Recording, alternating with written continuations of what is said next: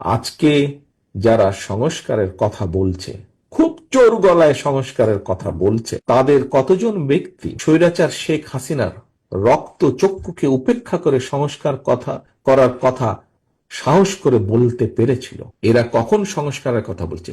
এরা কোন পরিস্থিতিতে সংস্কারের কথা বলছে? বিএনপির প্রতিটি দেশনেত্রী খালেদা জিয়া থেকে শুরু করে আমার গ্রামের শেষ কর্মীটি অত্যাচারিত, নির্যাতিত অবস্থায় তারা সংস্কারের কথা বলছে। আর আজকে যারা সংস্কারের কথা বলছে, বড় বড় জায়গায় বসে, এয়ার কন্ডিশনের ভিতরে বসে, বড় বড় দামি দামি অফিসে বসে তারা সংস্কারের কথা বলছে। আজকে যারা সংস্কারের কথা বলছে, এরা সুবিধা প্রাপ্ত। বিএনপি এসব সুবিধার মধ্যে থেকে সংস্কারের কথা বলেনি। বিএনপি যখন সংস্কারের কথা বলছে, তখন বিএনপি রাজপথে স্বৈরাচারের সাথে যুদ্ধ করছে একদিকে, আন্দোলন করছে একদিকে, আর আরেকদিকে বিএনপি দেশ গঠনের কথা চিন্তা করছে। সংস্কার চলতে থাকবে, কিন্তু নির্বাচন হতে হবে নির্বাচনের সময় মতন।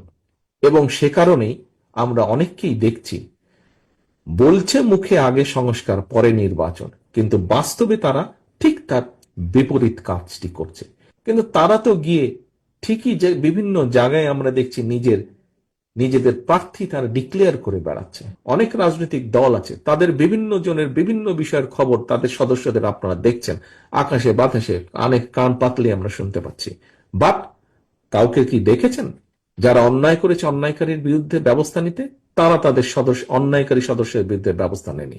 বাট আপনার দল বিএনপি অন্যায়কারীর বিরুদ্ধে, যাদের দলের ভিতরে থেকে অন্যায় করছে, যেটা সামনে আসছে আমরা চেষ্টা করছি ব্যবস্থা গ্রহণ করতে, অর্থাৎ আমরা ডিনাইলে নেই। কারণ আমরা বলেছি অন্যায়কারী কোনো দলের সদস্য হতে পারে, অন্যায়কারীর পরিচয় সে অন্যায়কারী, কাজী ওটি তার পরিচয়। অন্যায়কারীর সাথে আমরা সম্পর্ক রাখতে চাই না, আমরা সামনে এগোতে চাই। সংস্কারের প্রথম একটি বিষয় আমরা অক্ষরে অক্ষরে পালন করছি, অর্থাৎ অন্যায়কারীর সাথে আমাদের সম্পর্ক নেই। এই জাতির, এই দেশের মানুষের ভাগ্যের যদি পরিবর্তন করতে হয়, তাহলে অবশ্যই আমাদেরকে কতগুলি কার্যক্রম, কতগুলি পলিসি বা কতগুলি সংস্কার করা প্রয়োজন। যে এই দেশের মানুষের ভাগ্যের পরিবর্তন করতে হলে সংস্কারের প্রয়োজন আছে। যখন আপনারা সকলে একত্রিত হয়ে এগিয়ে আসবেন, আপনারা সকলকে সাথে নিয়ে একত্রিতভাবে এগিয়ে আসবেন, ইনশাল্লাহ আমরা 31 দফা পূরণ করতে বা 31 দফার বাস্তবায়ন করতে সক্ষম হব।